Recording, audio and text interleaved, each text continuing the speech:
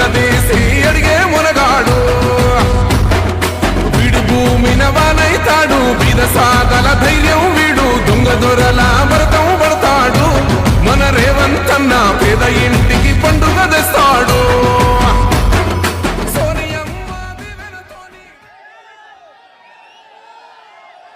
మిత్రులారా,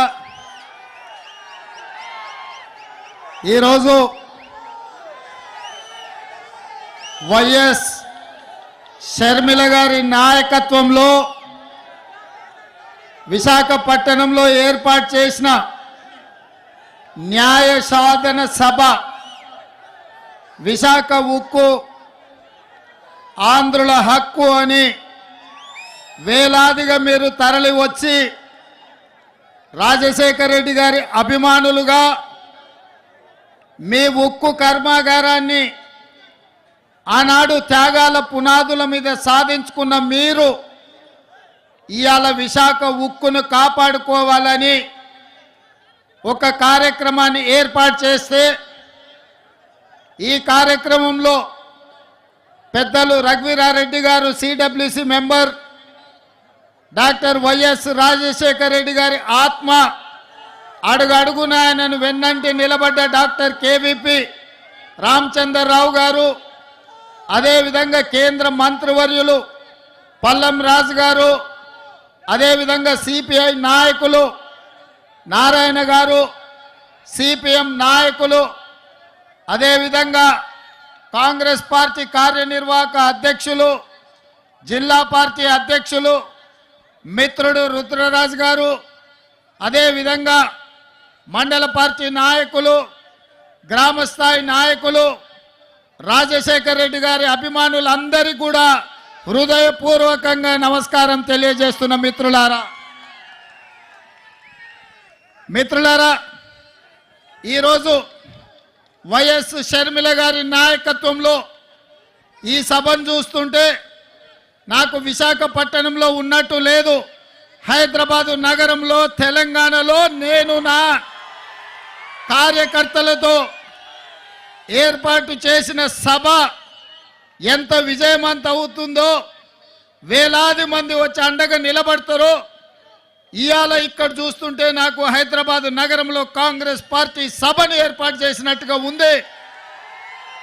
వాస్తవంగా నేను ఈ సభకు రావాలనుకున్నప్పుడు కొంతమంది మిత్రులు అన్నారు, అక్కడ కాంగ్రెస్ పార్టీ లేదు కదా, మీరెళ్ళి సభ వైఫల్యం చెందితే మనకు చెడ్డ పేరు వస్తుంది కదా అని. అంటే నేను ఒక మాట చెప్పిన వాళ్లకు, వైఎస్ఆర్ బిడ్డ, వైఎస్ఆర్ ఆశయ సాధన కోసం, విశాఖ ఉక్కును కాపాడాలనే ఉక్కు సంకల్పం కోసం షర్మిలమ్మ సభ పెడితే తప్పకుండా ఆయన అభిమానులు అందరూ అక్కడికి వస్తారు, అండగా నిలబడతారని నేను వారికి చెప్పిన ఆ నమ్మకం, విశ్వాసం డాక్టర్ వైఎస్ఆర్ మీద మీరు చూపించి షర్మిలమ్మను ఆశీర్వదించి విశాఖ ఉక్కును కాపాడుకోవడానికి వచ్చినందుకు మీకు అందరికీ మనస్ఫూర్తిగా ధన్యవాదాలు తెలియజేస్తున్న మిత్రులారా, భౌగోళిక రాష్ట్రాలుగా విడిపోయినాం. ఇక్కడ ఉన్నప్పుడు మనకు ఆంధ్రప్రదేశ్, తెలంగాణ, కానీ మన హక్కుల కోసం, మన ఆస్తులు కొల్లగొట్టడానికి ఢిల్లీ పెత్తందారులు మన మీద దండయాత్ర చేస్తే మనం తెలుగు వాళ్ళం, మనం అన్నదమ్ములం, ఒకరికి ఒకరం అండగా నిలబడి ఢిల్లీ నుంచి సుల్తానులు వచ్చినా, జాగీర్దారులు, జమీందారులు వచ్చినా తెలుగు గడ్డ మీద ఇటుక పెళ్ళను కూడా తీయలేరు, విశాఖ ఉక్కును ఒక ఇంచు కూడా కదిలించలేరు అని చెప్పి నేను ఈ సందర్భంగా తెలియజేయదలుచుకున్నా. ఆనాడు కురుక్షేత్రం జరిగేటప్పుడు కౌరవులు, పాండవులు వేరు, వాళ్ళ మధ్యలో సమస్యలు వచ్చినప్పుడు పోరాటం వేరు, కానీ వాళ్ళ మీదికి ఎవరైనా దండెత్తుతే వాళ్ళు 105 అయి అందరూ కలిసికట్టుగా నిలబడి వాళ్ళ ప్రాంత ప్రజల్ని, వాళ్ళ హక్కులను కాపాడుకోవడానికి కొట్లాడేవాళ్ళు. ఇవాళ కూడా మిత్రులారా, చాలా మందికి అనుమానాలు ఉండొచ్చు, అపోహలు ఉండొచ్చు, వైఎస్ఆర్ వారసులు ఎవరు అని.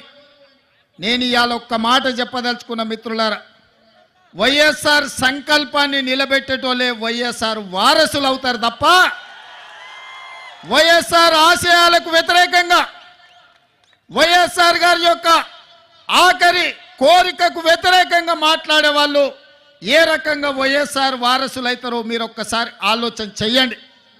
ఇవాళ ఆంధ్రప్రదేశ్లో ఇక్కడున్న పరిస్థితులు, ఇక్కడి రాజకీయాలను కాంగ్రెస్ పార్టీ తెలంగాణ శాఖ అధ్యక్షుడిగా, తెలంగాణ రాష్ట్ర ముఖ్యమంత్రిగా కొన్ని సంవత్సరాల నుంచి నిశితంగా గమనిస్తున్నా.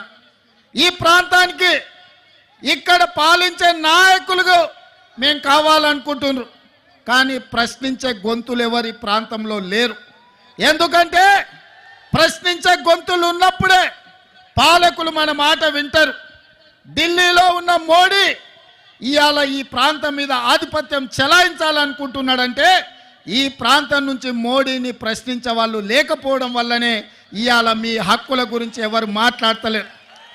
10 ఏళ్ళైనా మీ పోలవరం పూర్తి కాలే.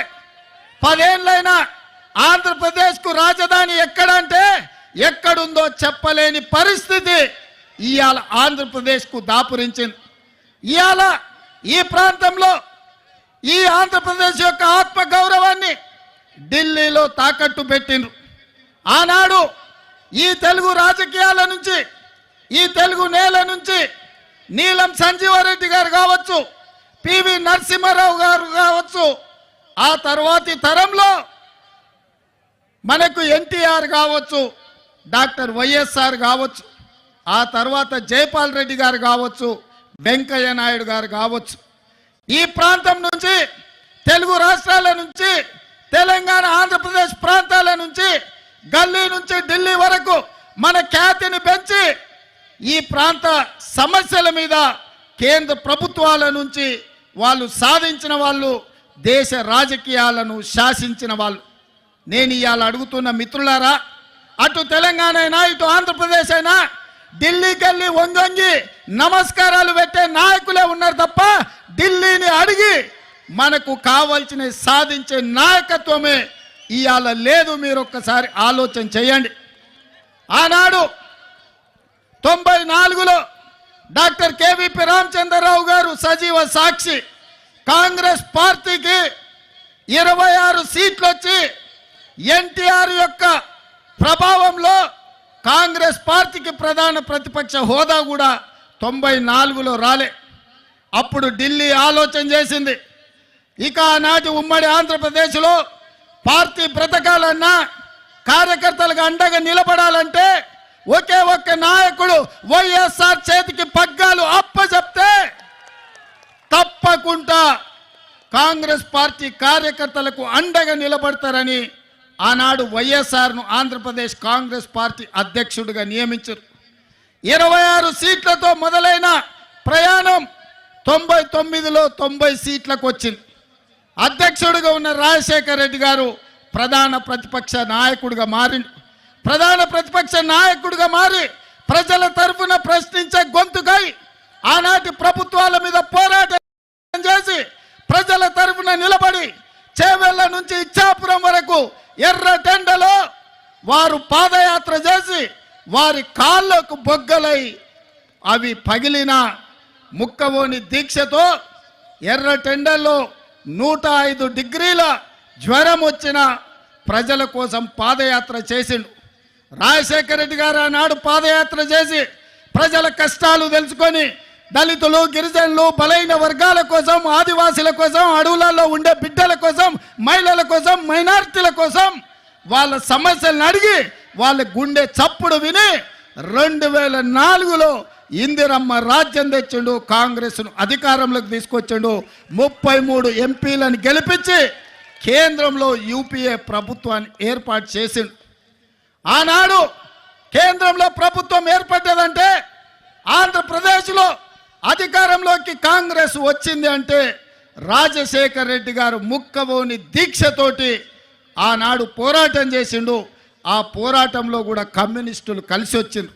సిపిఐ, సిపిఎం కూడా ఆనాడు డాక్టర్ వైఎస్ఆర్తో కలిసి పేద ప్రజల కోసం ఎర్ర జెండా ఎత్తిండ్రు. ఎర్ర జెండా కూడా ఆనాడు కాంగ్రెస్తో కలిసింది. ఆ విధంగా పాదయాత్ర చేసి ప్రజల యొక్క ఆలోచన తెలుసుకొని అందుకే రాజశేఖర రెడ్డి గారు రైతులకు మొట్టమొదటి సంతకం ఎల్బీ స్టేడియంలో అధికారంలోకి వచ్చిన రోజు ఉచిత కరెంటునిచ్చి రైతులను ఆదుకోవాలి, రైతుల మీద ఉన్న అక్రమ కేసులు తొలగించాలి, రైతుల మీద ఉన్న భారం ఏదైతే కరెంటు బిల్లులు ఉన్నాయో 1200 కోట్ల రూపాయలు ఒక్క కలం పోటుతోని రద్దు చేసి రైతులను ఆదుకున్నాడు. రైతులను వ్యవసాయం దండుగ కాదు వ్యవసాయం పండుగ అని ఆ ఉచిత కరెంటు ద్వారా వైఎస్ఆర్ మనకు నిరూపించిండు. అదేవిధంగా ఆరోగ్యం అందక సర్కారు దవాఖానకు పోతే అక్కడి నుంచి అక్కడనే శ్మశానానికి పోయే రోజులు. పేదలను ఆదుకోవాలంటే రాజీవ్ ఆరోగ్యశ్రీ ఉండాలి. పేదలకు 2 లక్షల రూపాయలతోని ఉచితంగా వైద్యాన్ని అందించి అపోలో యశోద లాంటి ఆసుపత్రులు పేదవాళ్ళు ఎన్నడూ చూడలే. కానీ వైఎస్ఆర్ గారు ముఖ్యమంత్రిగా రాజీవ్ ఆరోగ్యశ్రీ పథకం తీసుకొస్తే బాజాప్తా శ్రీమంతులతో పాటు అపోలో యశోద హాస్పిటల్లో రాజీవ్ ఆరోగ్యశ్రీ అమలు జరిగింది. ఇదే కాదు, పేదవాళ్ళ బిడ్డలు చదువుకోవాలి, శ్రీమంతుల పిల్లలే నారాయణ లేకపోతే చైతన్యంలో ప్రైవేటు కాలేజీల్లో చదువుకుంటుంటే పేదల బిడ్డలకు బీసీలకు బడుగులకు బలైన వర్గాలకు విద్య దూరం అవుతుంటే రాజశేఖర రెడ్డి గారు ఆలోచన చేసిండ్రు. పేదవాళ్ళ బిడ్డలు డాక్టర్లు, లాయర్లు, ఇంజనీర్లు, ఐఏఎస్లు, ఐపీఎస్లు, ఐఎఫ్ఎస్లు కావాలి, రాజ్యాధికారం వాళ్ళ చేతిలో ఉండాలి, చదువుకున్నప్పుడే వాళ్ళ జీవితాలు బాగుపడతాయని ఫీజు రియంబర్స్మెంట్ పథకాన్ని తీసుకొచ్చి పేదలకు అండగా నిలబడి ఒక సంక్షేమ రాజ్యంగా రాజశేఖర రెడ్డి గారు ఆనాడు నిర్ణయాలు తీసుకున్నారు. ఆ తర్వాత కరువులు, కాటకాలు, కాలిపోతున్న మోటార్లు, మీ హంద్రీ నీవా లాంటి ప్రాజెక్టులు, పోతిరెడ్డిపాడు లాంటి ప్రాజెక్టులను రాజశేఖర రెడ్డి గారు కరువు నేలైన రాయలసీమకు నీళ్ళు ఇవ్వడం ద్వారా నా జన్మ ధన్యమవుతుందని ఆ రోజు వారు మొదలు పెట్టిండ్రు. మరి ఇవాళ మిత్రులారా, ఉచిత కరెంటు కావచ్చు, రాజీవ్ ఆరోగ్యశ్రీ కావచ్చు, ఫీజు రియంబర్స్మెంట్ కావచ్చు, జలయజ్ఞం ప్రాజెక్టులు కావచ్చు, కేంద్రం నుంచి అన్ని రకాల సహకారంతో ఆనాడు వైఎస్ఆర్ గారు ఈ ప్రాంతాన్ని అభివృద్ధి చేసి ఒక సంక్షేమ రాజ్యంగా అభివృద్ధి రాష్ట్రంగా హైదరాబాద్లో ఔటర్ రింగ్ రోడ్డు విషయంలో కావచ్చు, అంతర్జాతీయ ఎయిర్పోర్ట్ కావచ్చు, ఐటీ కంపెనీలు కావచ్చు, ఫార్మా కంపెనీలు కావచ్చు, వాటన్నిటిలో వారు ముందు నిలబడి ఆ ప్రాంత అభివృద్ధికి పునాదులు వేసిండు. ప్రాణహిత చేవెళ్లను ప్రారంభించి తెలంగాణ ప్రాంతాన్ని కూడా అభివృద్ధి పదం వైపు రైతులను ఆదుకునే కార్యక్రమాలు తీసుకున్నాడు. మరి నేను ఇవాళ అడుగుతున్న మిత్రులారా, ఇవాళ రాష్ట్రాలుగా మనం విడిపోయినాం, కానీ తెలుగు వాళ్ళుగా కలిసి ఉండాలి, ఒకరికొకరం తోడుగా ఉండాలి. ఇవాళ మోడీ ధైర్యమేంది, మోడీ బలమేంది, మోడీ బలగమేంది, బీజేపీ అంటే అర్థమేందో ఇవాళ ఆంధ్రప్రదేశ్ మిత్రులు ఆలోచన చేయాలి. బీజేపీ అంటే బాబు, జగన్, పవన్, ఈ ముగ్గురు బీజేపీ. బాబు, జగన్, పవన్, మోడీ బలం, మోడీ బలగం. ఇంక ఆంధ్రప్రదేశ్ ప్రజల కోసం మోడీ ఎందుకేం చేస్తాడు? ఎవరు గెలిచినా ఆయన దొడ్లోకి పోయేటోళ్ళే. ఈ ఆంధ్రప్రదేశ్లో 25 ఎంపీలు మోడీ ఖాతాలో ఉండేటివే. మీరు ఈడ అనుకోవచ్చు మేము ఈ పక్కన ఉన్నాం లేకపోతే ఆ పక్కన ఉన్నామని. అయ్యా, జగన్ రెడ్డి పక్కన ఉన్నా, పెద్దలు చంద్రబాబు నాయుడు గారి పక్కన ఉన్నా, వీళ్ళిద్దరు కలిసి ఢిల్లీలో వెళ్తే మోడీ పక్కనే ముత్యాల ముగ్గులో రావు గోపాలరావు పక్కన ఇద్దరు ఉంటారు, తందానా తానా అనేటోళ్ళు. వీళ్ళిద్దరు అదే కదా ఢిల్లీకి వెళ్తే. ఢిల్లీలో వీళ్ళు ఎవరైనా మోడీని అడుగుతారా? మోడీని నిలదీస్తారా? మీ ప్రాంతం కోసం ఏమైనా తెస్తారా? మరి ఒకవేళ తెచ్చేటట్టు అయితే 5 ఏళ్ళు వారున్నారు, 5 ఏళ్ళు వీరున్నారు. పోలవరం పూర్తెందుకు కాలే, రాజధాని రాలేదెందుకు మనకు? మీరు ఒక్కసారి ఆలోచన చేయండి మిత్రులారా. వాళ్ళిద్దరూ పాలన చేసే నాయకులు కావాలనుకుంటున్నారు, వాళ్ళిద్దరూ ప్రశ్నించే గొంతులు కావాలని అనుకుంటలేరు మిత్రులారా. ఇవాళ అందుకే నేను అబద్ధాలు చెప్పదలుచుకోలే, అలవి కాని మాటలు మీకు నేను చెప్పదలుచుకోలే.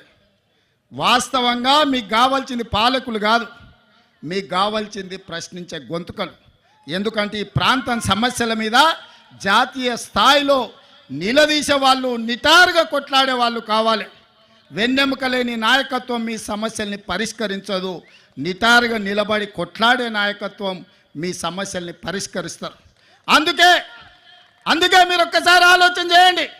78లో మొదటిసారి వైఎస్ఆర్ గారు ఎమ్మెల్యేగా అయిన తర్వాత మొదటి రౌండ్లోనే మంత్రి అయిండు. ఎన్నిసార్లు అధికారం వచ్చినా వైఎస్ఆర్ గారికి అవకాశం రాకపోయినా ఈ 3 రంగుల జెండాను, ఈ కండువాను కప్పుకొని గాంధీ కుటుంబానికి అండగా నిలబడ్డాడు. ఎవరి దయాదాక్షిణ్యాలతో ఆయన అధికారంలోకి రాలే. ఆయన నడిచిండు. ఆయన రక్తాన్ని చెమటగా మార్చి ప్రాణహిత చేవెళ్ళ నుంచి ఇచ్చాపురం వరకు తన రక్తాన్ని దారబోసి కాంగ్రెస్ను అధికారంలోకి తెచ్చి ఆ తర్వాతనే ముఖ్యమంత్రి కుర్చీ ఎక్కిండు. మరి ఇయాల మిత్రులారా, షర్మిలమ్మ ఇక్కడ ఏదో ఉందని అట్లా పోయి కుర్చీలో కూసుంటా అని రాలే. అన్ని ఆలోచన చేసింది, నాతో మాట్లాడింది. అన్న నేను అక్కడికి పోతున్నా, ఏం చేయాలి అంటే, ఎందుకమ్మా ఆడ ఏం లేదు కదా అన్న ప్రజలు కష్టాలలో ఉన్నారు. ఇక నేను నిర్ణయించుకున్నా, వైఎస్ఆర్ మా నాన్నగారి ఆశయ సాధన కోసం ఈరోజు ఆంధ్రప్రదేశ్ ప్రజలు కష్టాలలో ఉన్నారు. వాళ్ళకు అండగా నిలబడడానికి నాకు వయసు ఉంది, ఓపిక ఉంది, వాళ్ళ కోసం కొట్లాడే శక్తి ఉంది. నేను మళ్ళా వెనక్కి వెళ్తున్నా.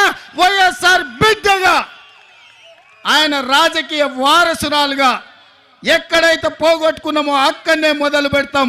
వైఎస్ఆర్ ఆశయ సాధను ఆంధ్రప్రదేశ్ గడ్డ మీద జెండా బాతుతాం. నేను కొట్లాడతా, నేను కాంగ్రెస్ పార్టీని నిలబెడతా, ఆంధ్రప్రదేశ్ హక్కులను సాధిస్తా అని వారు చెప్పినారు. వారికి తెలియదు అనుకుంటున్నారా ఈ ప్రాంతంలో ఎన్నికల్లో నెగ్గడం అంత ఆశామాసి కాదని? అచ్చోసిన ఆంబోతులాక వాళ్ళిద్దరు తలపడుతుంటే అది తెలియదని షర్మిలమ్మ రాలే. షర్మిలమ్మ ఆలోచన చేసింది, కఠోరమైన నిర్ణయం తీసుకున్నది. ఆంధ్రప్రదేశ్ ప్రజల పక్షాన నిలబడాలి, పోలవరం పూర్తి చేయాలి, అమరావతిలోనూ మీ క్యాపిటల్ సిటీని కట్టాలి, అదేవిధంగా విశాఖ ఉక్కును ఎవడో వచ్చి అప్పనంగా అమ్ముకుంటుంటే చూస్తూ ఊరుకుంటామా అని చెప్పి ఇవాళ ఇక్కడికి వచ్చింది. ఆనాడు లక్షలాది మంది రోడ్లెక్కి ప్రాణ త్యాగాలు చేసి 32 మంది ఆత్మ బలిదానాలతో విశాఖ ఉక్కు ఆంధ్రుల హక్కుగా ఈ సంస్థ ఏర్పడితే అదానీ అంబానీలకు, అదానీ గారి కోసం ప్రధాని గారు తెగ నమ్ముతుంటే వీళ్ళెవరు ప్రశ్నించే పరిస్థితి లేదు. అందుకే ఈరోజు కష్టాలైనా సరే, కష్టాలైనా కన్నీళ్ళైనా మంచైనా చెడైనా మీ మధ్యలో ఉండాలి, మీకు అండగా నిలబడాలి అన్న ఆలోచనతోని ఇవాళ షర్మిలమ్మ మీకోసం కొట్లాడుతుంది. రాజకీయ ప్రయోజనం ఆశించో అప్పనంగా అధికారం వస్తుందనో ఇవాళ షర్మిలమ్మ కొట్లాడతలేదు. కష్టమైనా సరే ఇప్పుడు ప్రశ్నించే గొంతుగా ఉండాలి, ప్రజల పక్షాన నిలబడాలి అని ఆంధ్రప్రదేశ్ ప్రజల కోసం అండగా నిలబడడానికి షర్మిలమ్మ వచ్చింది. ఇవాళ కొంతమంది మాట్లాడుతున్నారు, రాజశేఖర రెడ్డి గారికి షర్మిలమ్మకు ఎట్లా ఆయన వారసత్వాన్ని క్లెయిమ్ చేస్తుందని. నేను ఆ సోయిలేని వాళ్ళని ఒక మాట అడగదలుచుకున్నా. రాజశేఖర రెడ్డి గారి చివరి కోరిక ఏందయ్యా? రాహుల్ గాంధీ గారిని ప్రధానమంత్రిని చెయ్యడమే చివరి కోరిక కింద మాట్లాడి, కాంగ్రెస్ పార్టీని అధికారంలోకి తేవడమే తన లక్ష్యంగా, తన బాధ్యతగా వైఎస్ఆర్ గారు మాట ఇచ్చిండ్రు. ఆడ కేవీపీ రామచంద్రరావు గారు, రఘువీర్ అన్న ఉన్నాడు, ఆయనకు అత్యంత సన్నిహితులు. వారు చెప్పిందే రాహుల్ గాంధీ గారిని ప్రధానమంత్రిని చేయాలి, కాంగ్రెస్ పార్టీకి అత్యధికంగా సీట్లు తీసుకురావాలి. ఏ రోజు కూడా రాజశేఖర రెడ్డి గారు బీజేపీతో అంటగాగలే, బీజేపీ నీడని కూడా రాజశేఖర రెడ్డి గారి మీద పడనివ్వలే. ఏ రోజు కూడా సెక్యులర్ ఫోర్సెస్కు వెనకాల నిలబడ్డాడు. ఏ రోజు కూడా కమ్యూనల్ ఫోర్సెస్తో అంటగాగలే. అధికారం ఉన్నా అధికారం లేకపోయినా, కేసులు పెట్టినా, జైల్లో పెట్టే పరిస్థితి వచ్చినా, ఒక ప్రజాస్వామికవాదిగా, ఒక సెక్యులర్ నాయకుడిగా వైఎస్ఆర్ నిలబడ్డాడు. మరి వైఎస్ఆర్ వారసులమని చెప్పుకునేటోళ్ళు ఇవాళ ఎవరి పక్కన నిలబడ్డారు, ఎవరి ఆశయం కోసం కొట్లాడుతున్నారని నేను అడుగుతున్నా.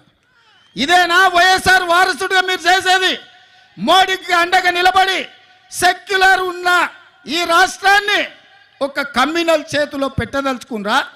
షర్మిలమ్మ అడిగినట్టుగా మణిపూర్లో లక్షలాది మంది నిరాశ్రయులై వేలాది మందిని చంపుతుంటే మోడీ ప్రభుత్వం ముష్కరులకు అండగా నిలబడితే ఒక్కసారైనా మీరు ప్రశ్నించినరా అని నేను అడుగుతున్నా. గోద్రాలో సంఘటనలు జరుగుతుంటే మోడీని ఆ రోజు వైఎస్ఆర్ గారు అడిగినరు కడిగినరు. మరి ఆయన వారసులైతే మణిపూర్లో జరిగిన అరాచకం మీద మాట్లాడాలి కదా, ఎందుకు మాట్లాడలేదు మిత్రులారా? మీరా వైఎస్ఆర్ వారసులు? షర్మిలమ్మ పక్కన వైఎస్ఆర్ అని ఎట్లా పెట్టుకుంటుందని, వైఎస్ఆర్ అంటేనే వై షర్మిలారెడ్డి, ఆమె పేరే వైఎస్ఆర్, కొత్తగా వైఎస్ఆర్ పెట్టుకునేది ఏముందయ్యా? షర్మిలారెడ్డి అంటేనే వైఎస్ఆర్ అంటేనే షర్మిలమ్మ, అవతల షర్మిల అనాల్సిన పనే లేదు మిత్రులారా. వైఎస్ఆర్ అంటేనే షర్మిలమ్మ, నిజమైన వారసురాలు షర్మిలమ్మ.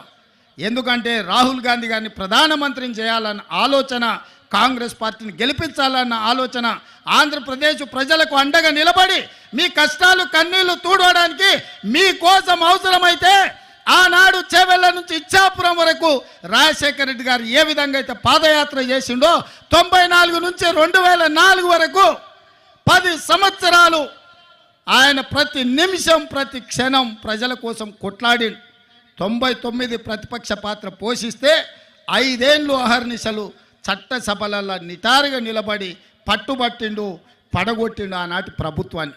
మరి ఇవాళ మిమ్మల్ని అడగదలుచుకుని ఈ వేదిక మీద నుంచి ఆంధ్రప్రదేశ్ ప్రజలు, మీరు విజ్ఞులు, తెలివి కల్లోలు, ప్రపంచంలోనే ఆంధ్రప్రదేశ్కు సంబంధించిన వాళ్ళు ఐటీ రంగాలలో, ఫార్మా రంగాలలో, ఐఏఎస్లలో, ఐపీఎస్లలో రాణించిన వాళ్ళు, ప్రపంచానికి ఒక దిక్సూచిగా మారిన వాళ్ళు ఈ ప్రాంతం నుంచి ఉన్నారు.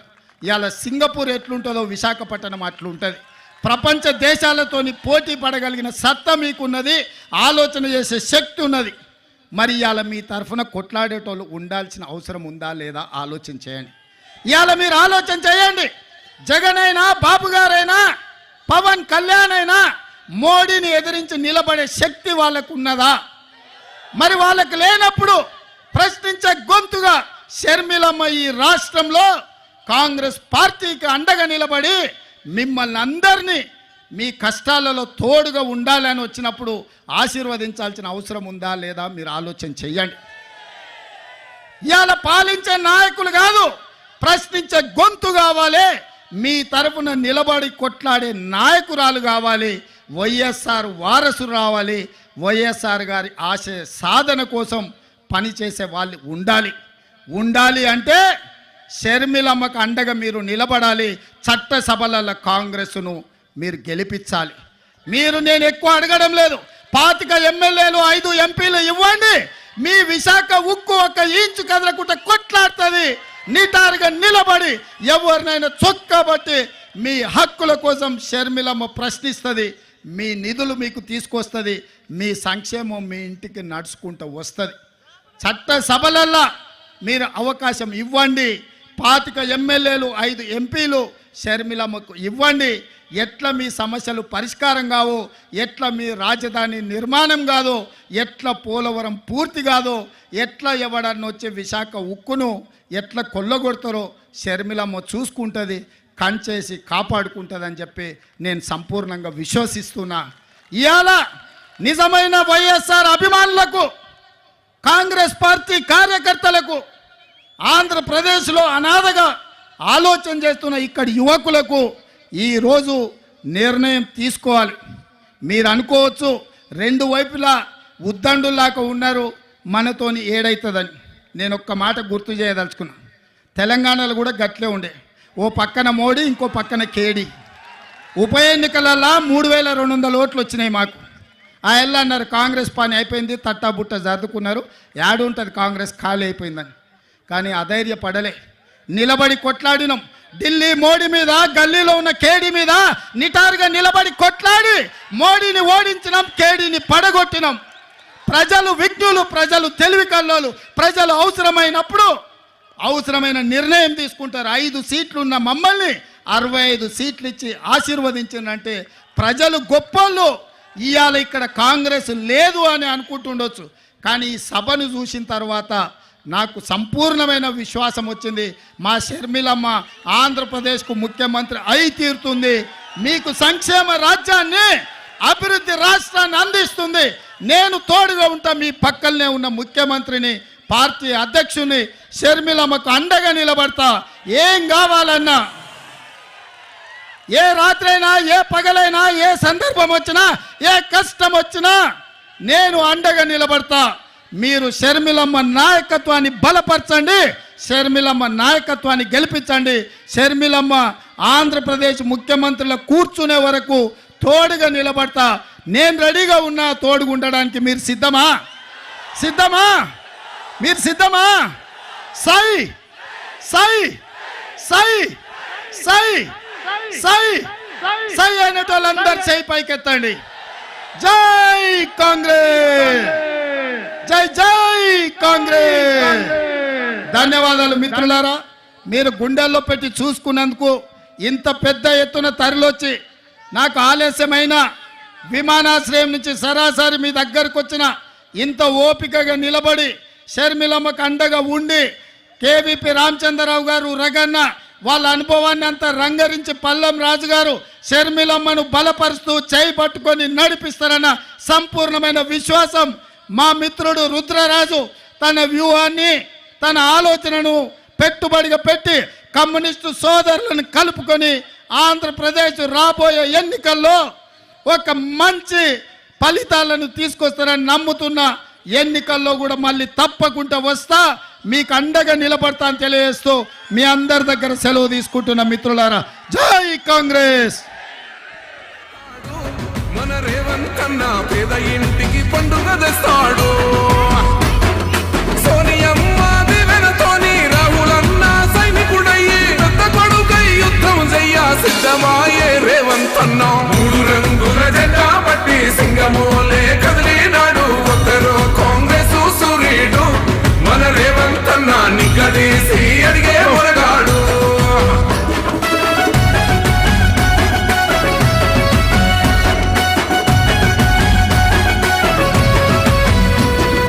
దాడులెన్ని జరిగిన గాని దడువలేదు రేవంత్ అన్న. గంతకంతా ఎత్తుకు ఎదిగాడు. అసలాటనేడే మొదలంటున్నాడు. మొక్కనాడు పోలేదు, ఒక్కడయ్యి కొట్లాడాడు. అందుకే పెద్ద నాయకుడయ్యాడు. అన్నందరి పన్నులా ఎదిగాడు. అమరవీరుల త్యాగం చూసి అమ్మ సోనియా చలువతోటి సౌండ్ ఆఫ్ ఉక్కు సత్యాగ్రహం సినిమా ట్రైలర్ లాంచ్. బాబు, ఉక్కు సత్యాగ్రహం ట్రైలర్ లాంచ్ చేయమని ఆ నిర్మాత గారు అడుగుతున్నారు. ఒకసారి లాంచ్ చేయండి.